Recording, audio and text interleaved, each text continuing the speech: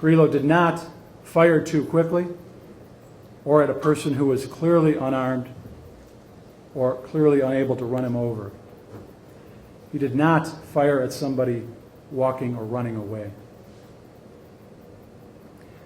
Finally, Brelo acted in slightly more than the time it takes for a pro golfer's tee shot to fall, and less time than it takes to read this sentence.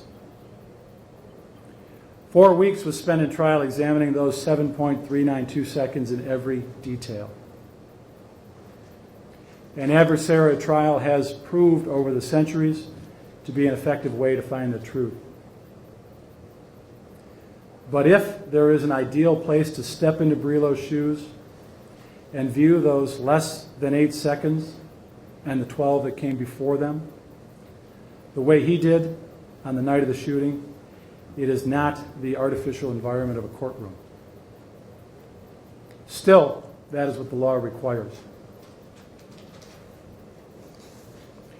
So I reject the claim that 12 seconds after the shooting began, it was patently clear from the perspective of a reasonable police officer in Brelo's position that the threat had been stopped, and therefore find that Brelo's entire use of deadly force was a constitutionally reasonable response to an objectively reasonably perceived threat of great bodily harm from the occupants of the Malibu, Russell, and Williams.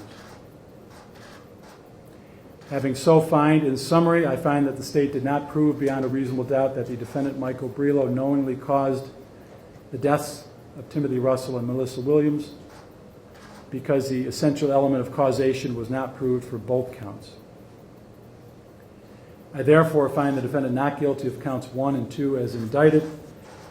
The state did prove the lesser included offense of felonious assault on both counts by demonstrating beyond a reasonable doubt that the defendant knowingly caused serious physical harm to both victims. But the defendant proved by a preponderance of the evidence that he is legally excused from liability for those crimes, and the defendant is discharged. Thank you. We're off the record.